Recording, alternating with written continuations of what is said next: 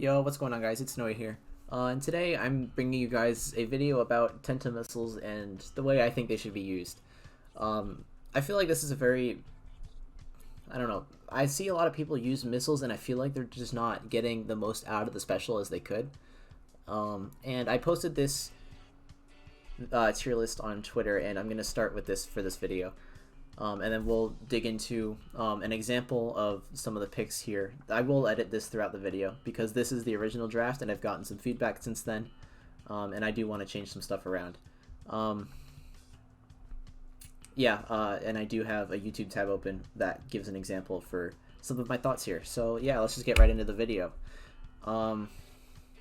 First, I kind of want to give a description of what Tenta Missiles do, because if you're new here and you found my video just in your recommended somehow and don't really know what Tenta Missiles do, basically it's a special weapon in Splatoon 2 that allows you to locate up to 4 of the enemy enemy players, and depending on how many players you track, or when you fire the missiles, depending on how many players you lock onto, a different number of missiles will be sent towards that person. So if you lock onto only one person,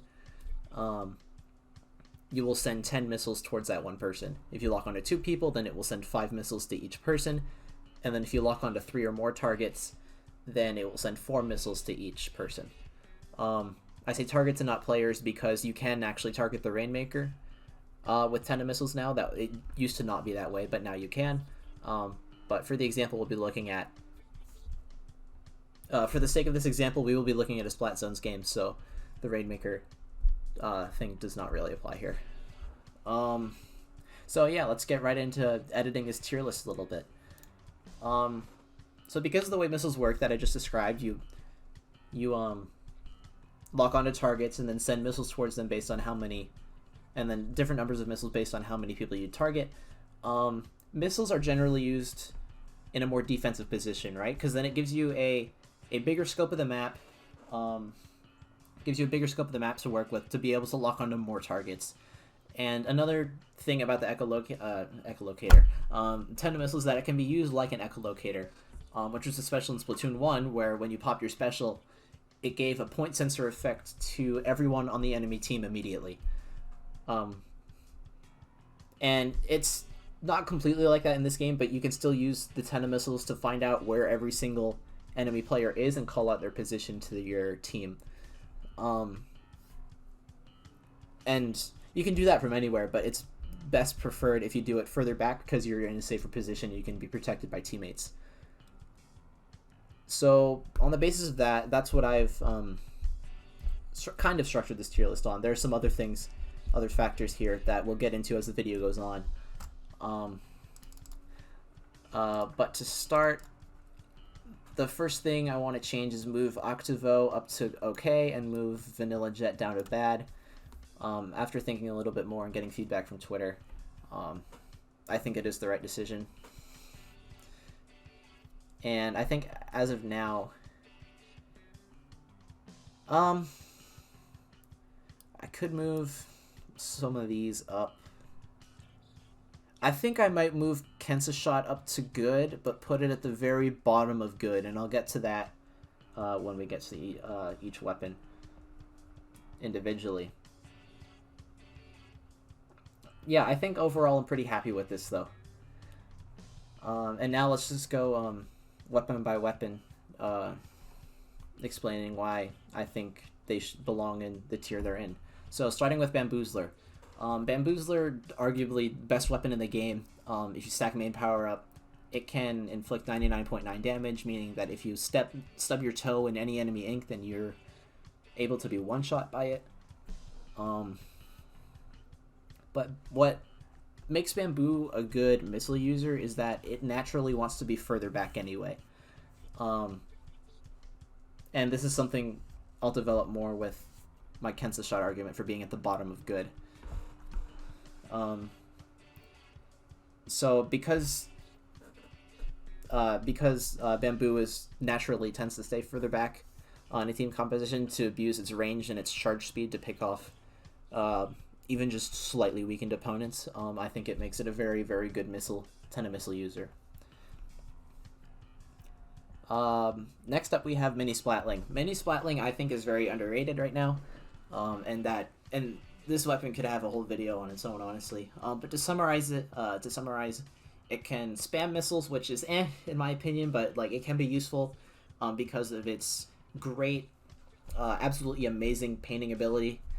It can pick off weakened opponents with its burst bomb, and even though it has 210 points for special, it charges that very, very quickly. And it is something I do want to see more mini pop up in the meta, because I think it could be very good and it could be very interesting. It does have DPS potential with its fast rate of fire, and its fast charge speed and its great mobility. So who knows? It's something I would like to see. I'm not sure if it will happen, but I think it does. It could have a very good spot in the metagame. Next up, we have Dually Squelchers, vanilla Dually Squelchers. Now you might be wondering why I put vanilla Dually Squelchers in good while I put vanilla H3 in okay, even though they have the exact same kit. And I'll talk to that more as I get to vanilla H3. But Dually Squelchers themselves, they have the jump tech you can do. Basically, you jump and then you dodge roll one way, and then you jump again and then you dodge roll again. And it has the best mobility out of any dually coming out of a dodge roll. It has amazing range. You can stack main power on it to get to 33.3 damage and 3-shot people. Yeah, it makes vanilla Dually Squelchers a very strong main weapon, even though it guzzles ink like crazy. Point sensors don't do that much for it, but it doesn't really need it to function. It really only needs the main and the special. So having point sensor on it doesn't hurt it, but I mean it doesn't help it either, which is why it's not further up. But I still think it makes a good case for being one of the better Tenta Missile weapons in the game. Just again because it can abuse its range with its main weapon and all the mix-ups you can do. Now we move on to Grim Range Blaster. This might be a surprise to some people, and it is kind of a hot take. I think Grim, in and of itself, forget the current meta we're in, right? If you just forget about the current meta, Grim becomes one of the best missile users in my opinion. It has great damage output. It has a burst bomb to be able to move and to be able to combo with, although not as good as it was in the first game due to damage up being removed. But either way, it still has a lot of potential as a main weapon. It's not used a lot because armor meta really hurts blasters in general. The only blasters that can really get around it is Rapid, and even Rapid doesn't do it phenomenally, although it is pretty good at it. But if armor meta were to go away, then I could definitely see, and missiles are still prevalent, of course, I could definitely see Grim picking up in popularity as like a hybrid between Slayer and support midline type of thing. Individually, very, very good weapon, I think. And now we get on to the kind of the elephant in the room here. Why am I putting K-Shot this low? And why did I have it in OK before? And this is where I would like to invite my friend Kiver here. I love you, Kiver. You're a great player, and I look up to you. If you don't want me using this, then I can re-upload the video, remake it without your content. But credits to Kiver for uploading this set from Pay to Splat, which occurred in March 2020, to help kind of like prove my emphasize my point on why I think K-Shot isn't such a great missile weapon. It's still very good, don't get me wrong, and it's meta for a reason. But I think compared to the other stuff that's in the good tier, K-Shot's definitely on the lower end, and we're about to see why. So, in this current situation that they're in, this is the very start of the set. This is the very start of the first game of Grand Finals between Dutch Flavored Baguette, which is Kiver, Urza, Brian, and Gray, versus Crazy Boys, which is Terra, and then other Japanese players. And in the situation they're in, kind of like give some backstory. kind of like summarize what's happened so far. So Dutch Baguette has attempted to push and failed. They capped for 1 point and got a 2-point penalty, and now they have been pushed back by Crazy Boys, and Crazy Boys have established control in mid. So this is Dutch Flavored Baguette's first attempt at a take back. Brian has just super jumped out from being on the right side here, and is now in spawn, and Kiver's the first one out. So I'm just gonna let this play the first time through, and then I'll go back slower and pick out what I want to emphasize here.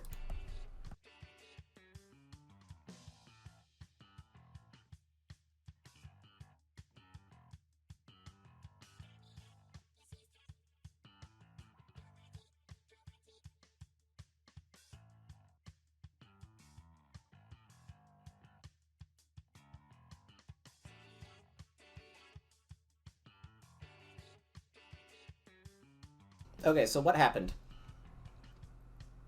Let's go back to, I think I had it at 40 seconds before. Yeah, right about here. So we just saw a failed push attempt from Dutch Flavored Baguette. I'm pretty sure. I don't remember if they go on to win this game or not. They do end up taking this set 3-2.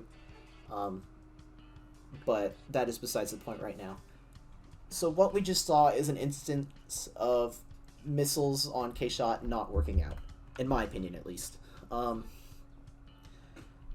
So I am going to I'm just gonna go. I'm gonna change this playback speed to 0.5, I think, and then mute the audio for now because I don't want to hear slow down voices. So we see there's a Nautilus here on the ramp into DFB's main. Kiver taking the high ground position on Car, just trying to pressure a little bit. He threw a bomb down to pressure. And then the rest of the team now is here too. Gray is on the junior on stairs, and Brian is on stairs as well with the fire fin. And then I think right about now, Urza gets missiles and uses them immediately, which means Urza is all the way up here back in, I don't know, spawn or bats, whatever you want to call this spawn area up here. And then he calls out, I missiled all of them, I missiled all of them. Now, let me play this a little bit more. We see there's a guy right here, and there's a guy over here. There's probably a guy on zone somewhere down here. On the right, the Nautilus probably. But look at where DFB is positioned. We have Kiver right here, who's POV we're watching. We have Gray up here, who's a junior. What is it? I'll get to that in a minute. We have a junior up here, and then we have a Firefin, Brian on Firefin over here. Versus, this is probably a junior and maybe a Carbon over here. I'm not entirely sure what's up here. But this is the situation they're in. They're all four of them have missiled. Have been missiled. The Nautilus is up here, never mind. So the Nautilus shifted over. And now, because of the missiles, Crazy Boys are forced to back up and give their position, which is good. Which is good. Don't get me wrong. That is very good. But what is not good is that Kiver here, after he gets armor, is the only person to capitalize on the space that's being made. Urza now has to swim all the way from spawn down through stairs in order to capitalize on the play that's being opened here by his missiles.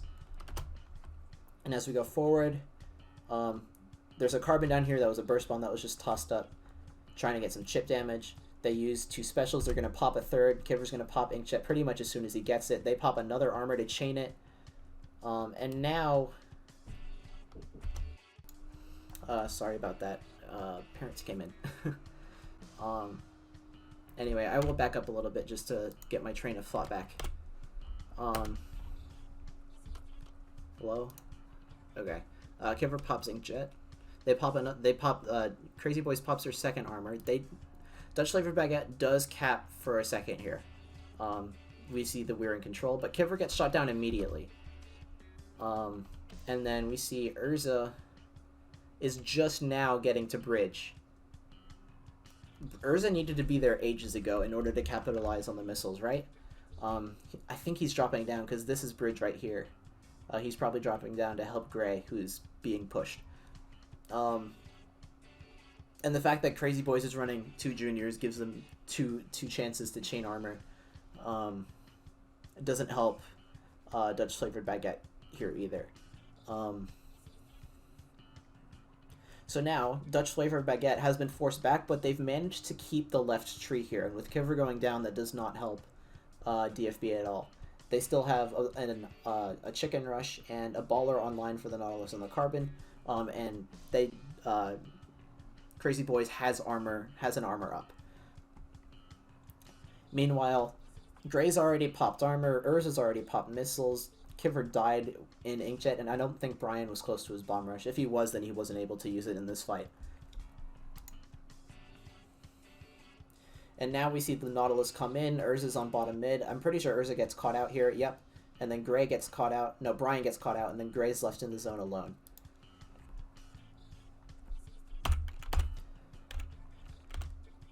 So I'm going to back up again here.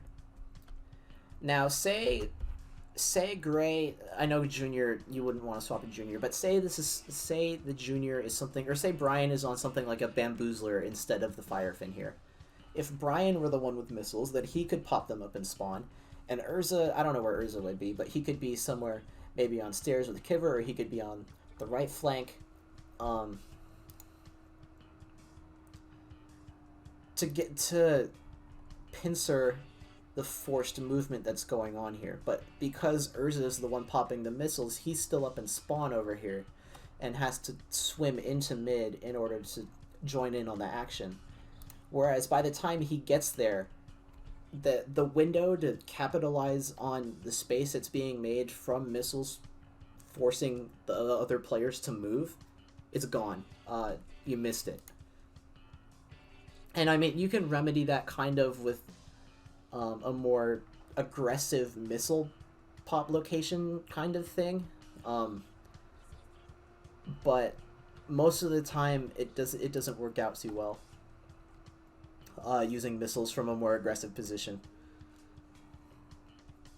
And then we just see Kiver gets caught out because they pop another armor, and then Urza gets caught out alone under the bridge, and then Brian gets caught out because he's alone. And then we don't need to see more of this again. So that is and the main issue that I have with this is that this type of play is done often. It's not just comp specific. This isn't just a mistake that DFB made. This is something that's done a lot and shouldn't be done. Again, if Brian were on the Bamboozler, then Brian could be up here missling and spawn, and then Urza could be down here with Kiver or on the right flank or something like that, being able to throw a flank over here or push with Kiver to catch one of the players on Crazy Boys out and maybe cap the zone. And then be able to take more position up here on their main. But evidently that doesn't happen. So that is why I have Kansas Shot at the very bottom of good. And I know that took up a big portion of the video, but I think it's something that people don't really understand, and is something that I really want to get out there. Is what puts Kansas Shot in such a... It puts it in kind of like a weapon identity crisis position, kind of, because it wants to have this defensive utility, which is useful at times, like being able to stop a push. It's very useful on Kansas Shot, but getting in, there are just weapons that can do it better, that do the same job it does on defense, like Bamboozler, like Mini, like Squelchies, like Grim, without armor meta, of course. So that's why I had it in okay originally, but I'm willing to put it at the bottom of good because it is used a lot for a reason. So yeah, now that I've really explained that, the rest of this will go by fairly quickly. Slosher, I think, has the same issue as Kansas Shot. Moving into okay, Slosher, I think, has the same issue as Kansas Shot, where it wants to be a Slayer and get all these crazy picks and stuff, but it also has midline-ish tendencies like Mini and Grim, where it wants to take some of that defensive role more, which is why I think Kansas Shot is just a little bit better than it. Same goes for Splat Dualies again. They have Kensa Shot Syndrome. Foil Fling said, this is the weapon. This is the next weapon that I would probably move up to good. If it starts getting used more and people really figure out how to take advantage of it. I think for now though, I'm fine with putting. Maybe I move this up to the top of okay, because this is the next thing that would probably get moved up. But missiles that you can just abuse the vertical flick, not even just for damage, but just for the range and the paint that it provides. It can spam missiles really well. And again, missile spam isn't bad per se, but if you just, that's all you do, then like you're not waiting to use missiles at opportune times. Which is another thing people do. People will get missiles and just immediately use it. Which is fine in like an echolocation sense, but otherwise it's not desirable. Alright, Vanilla H3. Why am I putting Vanilla H3 in okay when I put Dually Squelchers in good? In short, mobility. This thing has no mobility at all. Once it gets somewhere, it wants to stay there, and does not... If you push it, then it doesn't have many tools to defend itself. It has a one-click burst that it can one-shot people with, but that requires landing all 3 shots on a weapon that doesn't have a bomb and doesn't have a panic special to be able to get it out of a tough situation. Cherry H3 somewhat remedies that by giving it a splash wall, giving it some security to make it stay static. And then H3D also has a suction bomb and ink armor to pop to save itself. Whereas a point sensor is not doing anything for you. And point sensor and Tenta Missiles do practically the same job, so having the paint might be nice on an H3, but why would you use H3 when you could use Mini? So that's why I have H3 and okay. Like, it's still okay, but it's not something that you would see commonly at all. Octavo is next. Again, it has Kensa Shot Syndrome, where it just wants to be the one making the play when the play needs to be made, rather than missing out because it's too far back. The beacon also doesn't really help it very much. Although the movement speed, it suffers less from Kensa Shot Syndrome just because it can roll around and its movement speed is very good. But I still think it has that issue. And there's, again, why would you use Octavo when you could use Kensa Shot? Kensa Shot's better in about every single way, other than the movement speed. And then the same goes for the NZAP. Like, this is literally just a worse Kensa Shot. So I don't think we really need to say much about Orange Zap. I guess the one benefit it has is that it paints better. But even then, Kensa Shot still has decent paint at worst. So, or at best, I don't know. Its paint isn't much worse than NZAP, is what I'm trying to say. And now we get into bad. I had Jet in okay, but I moved it down to bad. Reason being is that its kit lends it to more of an aggressive playstyle, which is fine. Jet can totally make it work. It's not the best at it, but it can make it work. The problem is that it's a 4-shot kill, and if you're playing it aggressive, then your fire rate's probably going to let you down most of the time, and you're not utilizing the weapon strengths. Shout out to Atrocities real quick. He tried to make Vanilla Jet work for a while in other metas, previous metas. Because theoretically you can throw Toxic Mist and then missile them, and then by the time the missiles hit them, they haven't had enough time to escape the Toxic Mist. Or it's the other way around, I don't remember. It's something along the lines of that. But in actuality it doesn't work out too well. Which is why it is in the bad tier. Clash Neo. I think Clash Neo is a little bit better than Sploosh Neo. Just because it can throw a curling bomb to get up into the fray, but then once you're in the fray, I mean, like, you have to get in pretty close to be able to kill your enemies, and even then, Clash is a 4-shot at worst as a blaster. Yeah, the 30 minimum is nice to dent armor and remove it immediately, but overall, I just don't think it's that good. It has the same issue of Orange Zap. Like, why would you use it over Kensa Shot? So, and then Sploosh Neo, usually people see this in solo if they're just going for missiles the entire game. It has the same problems as the Octobrush does, since it has the same exact kit, but the Octobrush, I think, fixes them a little bit better just because you can just roll around and get places faster, and you still have pretty good paint as an Octobrush, which outdoes that of a Sploosh in my opinion.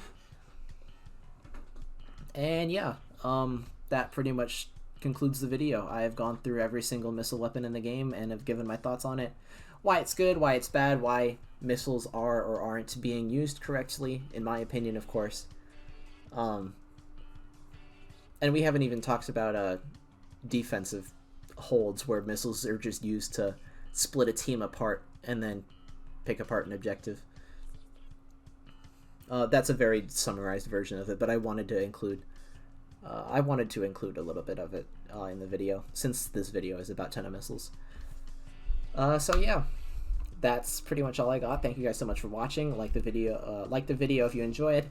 Comment your feedback, comment thoughts. I'd love to see what you guys think in the comments. And then subscribe if you're new and if you want to see more content like this. But I think, yeah, that's going to wrap the video for me. Thanks for watching, and I will see you guys next time. Peace out.